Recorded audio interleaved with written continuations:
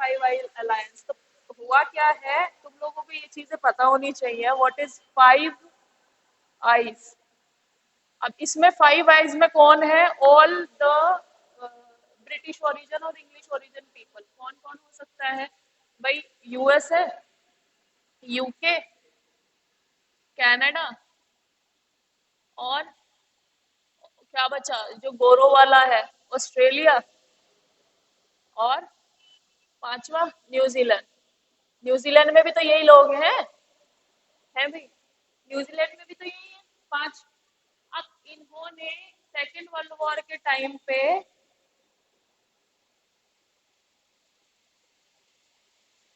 एक सेकेंड,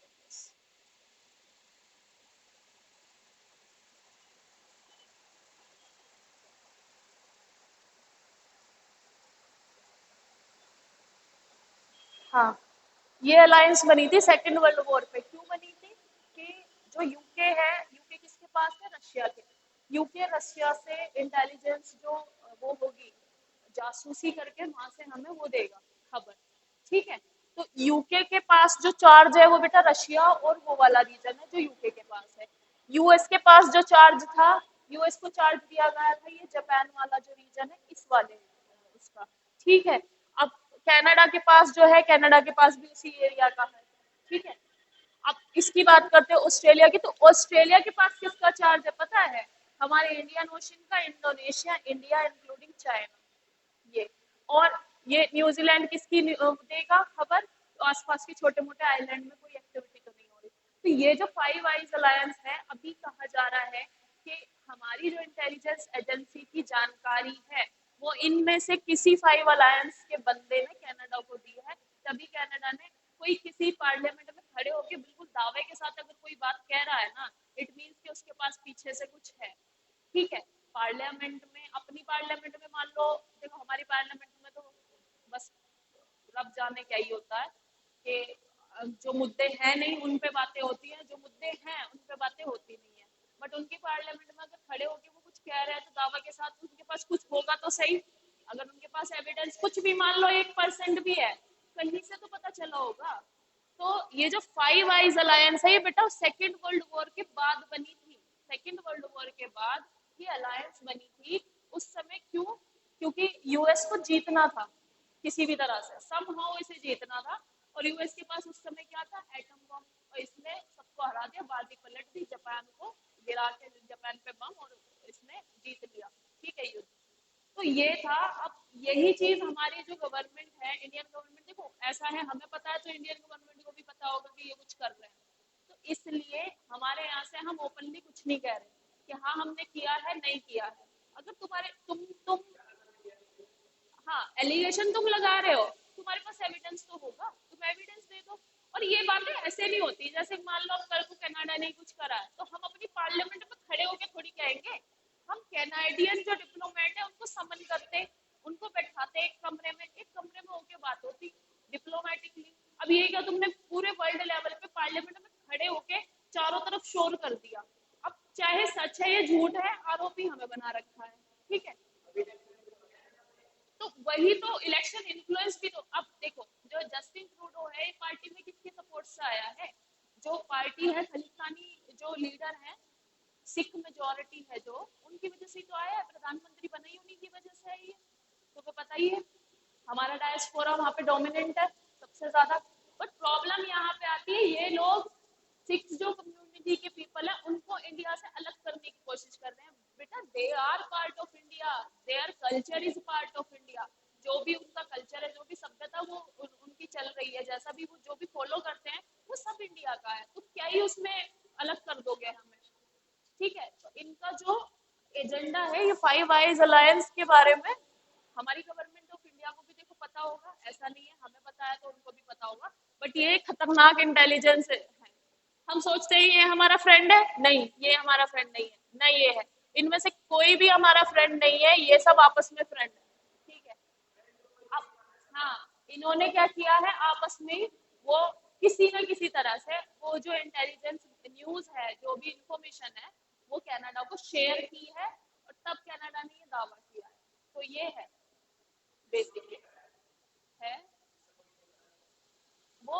है क्या है? अब ये हम ओपनली नहीं बोलते, लेकिन हमारी जो एनआईए है, नेशनल इन्वेस्टिगेशन एजेंसी, वो रियल में कर रही है ये काम। अंदर ही अंदर सफाया हो रहा है और किसी को नहीं पता चलेगा। क्यों नहीं पता चलेगा? किसी को पता चला तो शोर ऐसे ही मचेगा जैसे कि अब हुआ है कनाडा वाला। ठीक है, और ये करना जरूरी है बेटा। क्यों करना जरूरी है? हम तुमने एयर बॉम्बिंग सुना है? 1989 के आसपास एक एयर बॉम्बिंग हुई थी, 84-89 में। अ, हमारी एयरलाइंस थी जो कनाडा से इंडिया आ रही थी, एयर इंडिया की। ठीक है, उसमें 300 से ज्यादा बच्चे और 300 से ज्यादा पैसेंजर थे उस एयरलाइन में। उसमें सिख सेपरेटिस्ट खलिस्तानी ने उसमें क्या किया था, बॉम्बिंग करवा दी थी। और बेटा वो 349 के करीब जो पीपल थे, सबकी डेथ हो गई थी। ठीक है, तो it's taking a shape of terrorism. ये एक एक तरह से क्या कर रहा है, टेररिज्म का रूप ले लिया है इसने। ठीक है, तो इसलिए हम ढील नहीं ले सकते इस मुद्दे पे। चलो, तो फाइव आईज अलायंस मैंने एक और बात में रिपीट करा दी है, फिर भी याद रखना है ना। हाल ही में भारत में सुंदरबन से संबंधित किसके साथ एमओयू साइन किया है? सुंदरबन क्या है पहले तो ये पता होना चाहिए, क्या है Sundarban? Do you know what is Sundarban?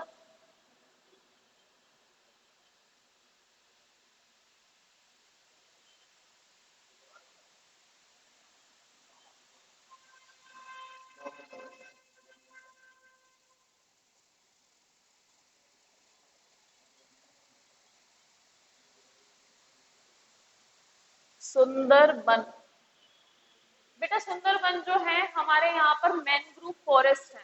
ठीक है, मैंग्रोव फॉरेस्ट है। क्या हुआ? हमारे यहाँ पे मैंग्रोव फॉरेस्ट है। मैंग्रोव फॉरेस्ट मतलब जो शीशोर और रिवर के किनारे जो होते हैं। ठीक है, तो ये जो मैंग्रोव फॉरेस्ट है, ड्यू टू क्लाइमेट चेंज यहाँ की वेजिटेशन पे जो इफेक्ट पड़ रहा है। ठीक है, यहाँ के फ्लोरा और फोना पे इफेक्ट पड़ रहा है। तो हमारा जो कंट्री है, भारत ने बांग्लादेश के साथ में एमओयू साइन किया है। क्यों? क्योंकि बेटा इसका आधा पार्ट जो है पश्चिम बंगाल, ये हमारे इंडिया में है, और कुछ पार्ट इसका बांग्लादेश में है। तो to save Sundarban from extreme climate change, extreme climate change से बचाने के लिए सुंदरबन को एक एमओयू साइन किया गया है, एग्रीमेंट साइन किया गया है बांग्लादेश और इंडिया ने।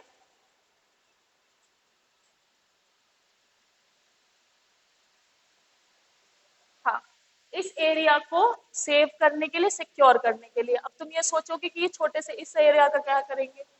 ये बहुत बड़ा एरिया है सुंदरबन एरिया। तुमने नाम भी सुना होगा। सुंदरबन में हमारे कौन से टाइगर रहते हैं? Royal Bengal tiger. ठीक है, और ये एक यूनेस्को वर्ल्ड हेरिटेज साइट है। ठीक है, जैसे अमेजन की फॉरेस्ट की वैल्यू है ना, सेम ऐसे ही इस फॉरेस्ट की भी उतनी ही वैल्यू है। ठीक है, तो बांग्लादेश के साथ साइन किया है ये एमओयू। नेक्स्ट है, हाल ही में इजिप्ट मिस्र से किस रसायन का आयात किया गया? तो हाल ही में हमने इजिप्ट से ग्रीन अमोनिया मंगाई है। अब बेटा green ammonia, what is green ammonia? जैसे कि ग्रीन हाइड्रोजन, ग्रीन अमोनिया भी पानी को इलेक्ट्रोलिसिस करके ही बनाई जाती है, और NH3 इसका फॉर्मूला है। ठीक है, NH3 नाइट्रोजन का एक और हाइड्रोजन के तीन इसमें होते हैं, और NH3 इसका फॉर्मूला है। हाल ही में हमने इजिप्ट से ये मंगाई है ग्रीन अमोनिया। नेक्स्ट है, हाल ही में गुजरात द्वारा प्रतिबंध किए हुए कैनोकार्पस का नाम क्या है? देखो कैनोकार्पस में कल भी तुम्हें बता रही थी बेटे, इसकी वजह से क्या हो रहा है, इसके जो पॉलेंस हैं कैनोकार्पस के, पॉलेंस मतलब परागकण, उनकी वजह से रेस्पिरेटरी प्रॉब्लम हो रही है, सांस लेने में दिक्कत हो रही है। एक तो रेस्पिरेटरी प्रॉब्लम हो गई, अब इसमें रेस्पिरेटरी में कौन कौन सी चीजें हो रही? बेटा एस्मा तक हो रहा है। ठीक है, जिसे हम अस्थमा कह देते हैं, बट होता वो एस्मा है। तो एस्मा बीमारी, जो सांस लेने की बीमारी होती है, वो तक हो रहा है। इसलिए कैनोकार्पस को पूरी तरह से बैन कर दिया गया है कि इसको कहीं भी गार्डन में, कमर्शियली या जंगलों में भी नहीं उगाया जाएगा। ठीक है, तो कैनोकार्पस का दूसरा नाम है बटनवुड। और ऐसा नहीं है कि सिर्फ गुजरात ने किया है बेटा, अर्लियर ये तेलंगाना में भी बैन हो चुका है और कर्नाटका में भी बैन हो चुका है। तो इसको याद रखना, कैनोकार्पस पौधा है, बहुत सुंदर सा है, बट वही है, जितना सुंदर है उतना ही खतरनाक खतरनाक है, इसकी जड़ें क्या कर रही है, पाइपलाइन को डैमेज कर रही है और पोलन ग्रेन की वजह से सांस से संबंधित बीमारियां हो रही हैं। और बटनवुड इसका लोकल नेम है। बटनवुड नहीं बताया, बटनवुड याद रखना, क्योंकि ऐसा हो जाता है जब हम लिखते हैं एक आध पॉइंट मेरे भी दिमाग से निकल जाते हैं कि ये बताना था बच्चों को लेकिन नहीं बताया, तो बटनवुड याद रखना, इसका जो नेम है वो है बटनवुड। नेक्स्ट है हाल ही में चर्चित सरना धार्मिक संहिता। बेटा सरना तुमने नाम सुना हो, कहीं सरना सुना है? What is Sarna? हमारे यहाँ पे भी है एक सरना, पर मुझे कभी मतलब नहीं पता था कि व्हाट इज सरना, होता क्या है सरना। वो नाम सरना है पर उसका कुछ इंपॉर्टेंस होता है। बेसिकली झारखंड में जो है सरना रिलीजियस कोड है। झारखंड, छत्तीसगढ़ और उड़ीसा वाला जो एरिया है बेटा, यहाँ पर बहुत सारी ट्राइब रहती हैं, जनजातियां रहती हैं, जैसे संथाला हो गई, गोंड हो गई, भील है, बहुत सारी हैं, कौल वगैरह। तो उसमें मेन है संथाला और बाकी जो ट्राइब है। तो यहाँ पर सरना रिलीजियस कोड फॉलो होता है। सरना रिलीजियस कोड जो है इसके बारे में तुम्हें पता होना चाहिए, what is Sarna religious code.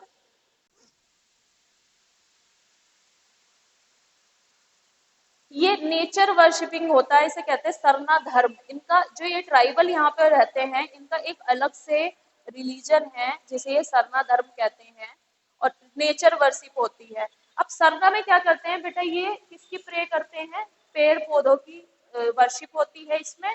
और देयर होली ग्रेर जल जंगल जमीन। और जो इनका मतलब एक तरह से एजेंडा है इसमें रिलीजन का, इनका जल जंगल और जमीन। ये ऐसे ट्राइबल हैं कि बेटा यहाँ पे गवर्नमेंट ऑफ इंडिया भी इनके जंगल को या इनके जो रिसोर्सेज हैं उस पर कंट्रोल नहीं कर सकती। और ये जो है एक different kind of religious code follow करते हैं जिसमें कि नेचर की वर्शिप करती हैं। ठीक है, और इनका जो फेमस वो है इसमें जल जंगल और जमीन।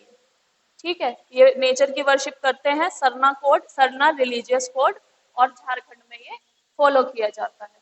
ठीक है, इसके साथ साथ इसमें झारखंड के जो चीफ मिनिस्टर हैं उन्होंने अभी फिलहाल में प्राइम मिनिस्टर से ही अर्ज किया है कि आप सरना रिलीजियस कोड जो है उसको वो कराएं, इम्प्लीमेंट कराएं कम्युनिटीज को स्टेट में, मतलब इम्प्लीमेंट भी और इसको रिकॉग्नाइज करें। हाँ, हेमंत सोरेन हैं यहाँ के जो चीफ मिनिस्टर हैं, उनका नाम है हेमंत सोरेन, पता होना चाहिए, हेमंत सोरेन। ठीक है, तो सरना रिलीजियस कोड एक तरह का बेटा उनका डिफरेंट रिलीजियस कोड है और वहाँ की ट्राइबल जो है इसी को फॉलो करती हैं, वो और किसी कोड को फॉलो नहीं करते हैं। नेक्स्ट है भारत में हरित क्रांति का जनक किसे कहा जाता है? M S Swaminathan. बेटा अभी एम एस स्वामीनाथन जो है भारत में हरित क्रांति के जो जनक हैं, इनका अभी हाल ही में निधन हो गया है।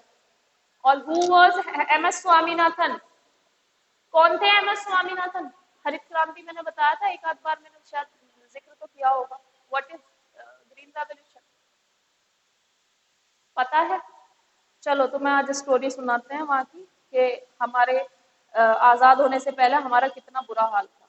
चलो, बंगाल फेमाइन ऑफ, बात कर लेते हैं बंगाल फेमाइन की, जब आई गई है बात। बंगाल फेमाइन या फेमाइन 1943।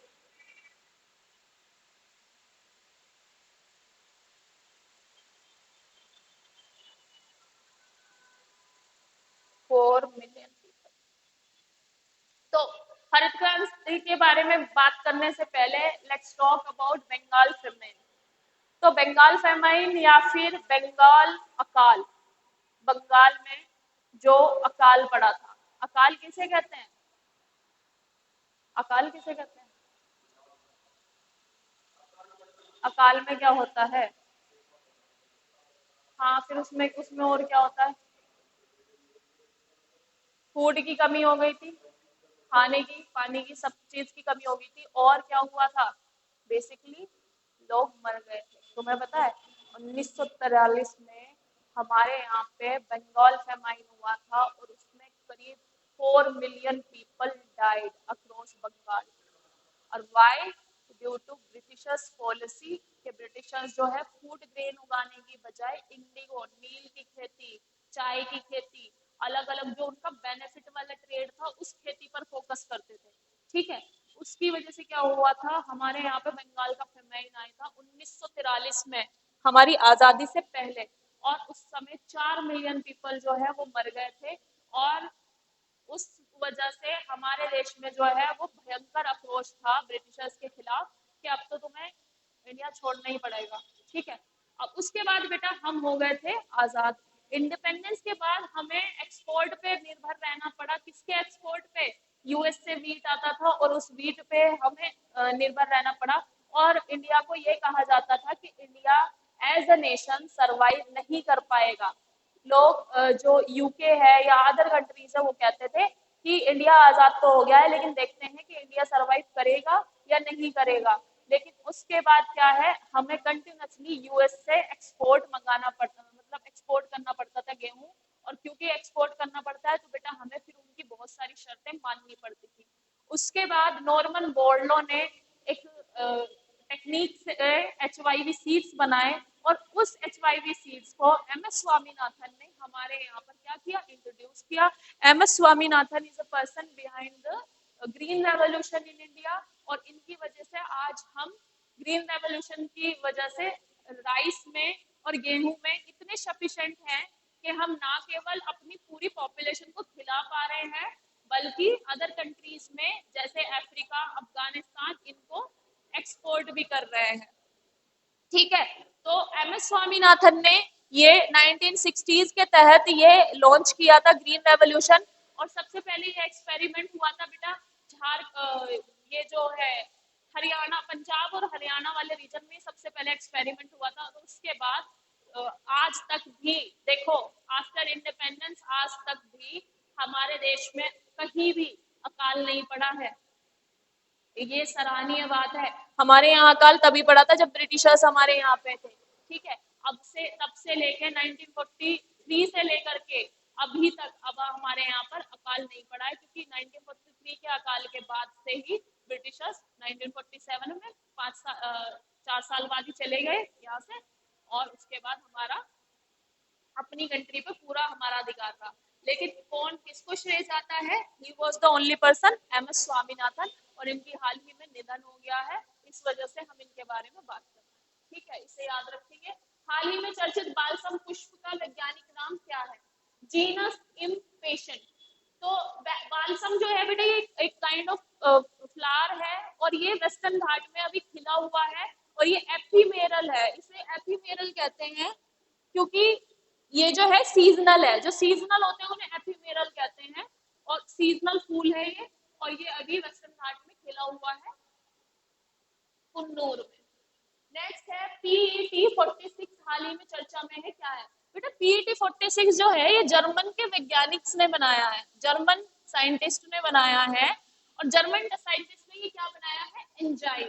कैसा? ये ऐसा एंजाइम है जो प्लास्टिक की बोतल होती है, PET बोतल, इन PET बोतल को ये क्या कर देगा? डिग्रेड कर देगा। डिग्रेड मीन्स के इस एंजाइम के एप्लीकेशन से वो पूरी तरह से डिग्रेड हो जाएगी, डिकम्पोज हो जाएगी, यानी कि नष्ट हो जाएगी। ठीक है, प्लास्टिक को काउंटर करने के लिए उन्होंने ये एंजाइम बनाया है, PET46 enzyme.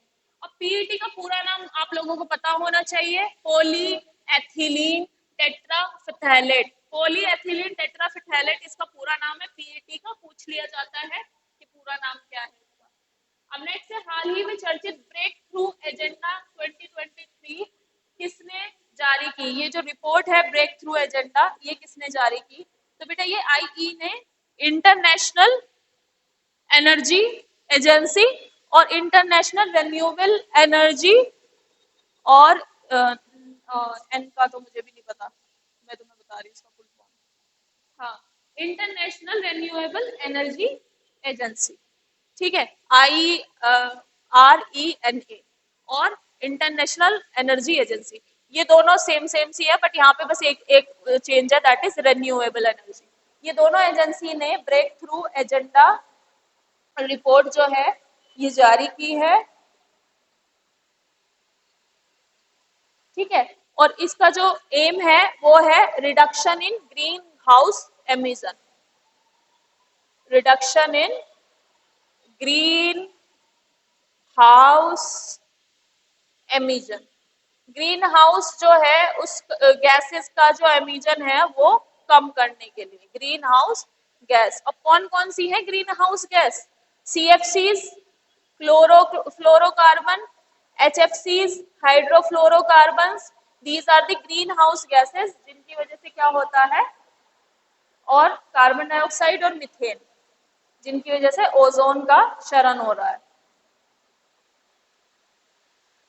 Next and last, हाल ही में स्पंज सिटी का कॉन्सेप्ट कहाँ लागू हुआ? बेंगलुरु में। बेटा देखो, हर साल बारिश होती है, और जब भी हर साल बारिश होती है क्या होता है कि किसी भी सिटी में क्या है, फ्लड आ जाता है, फ्लड वाटर रुक जाता है। इस वजह से हमारी कंट्री में भी ये वाला स्पंज सिटी वाला कॉन्सेप्ट लगाएंगे।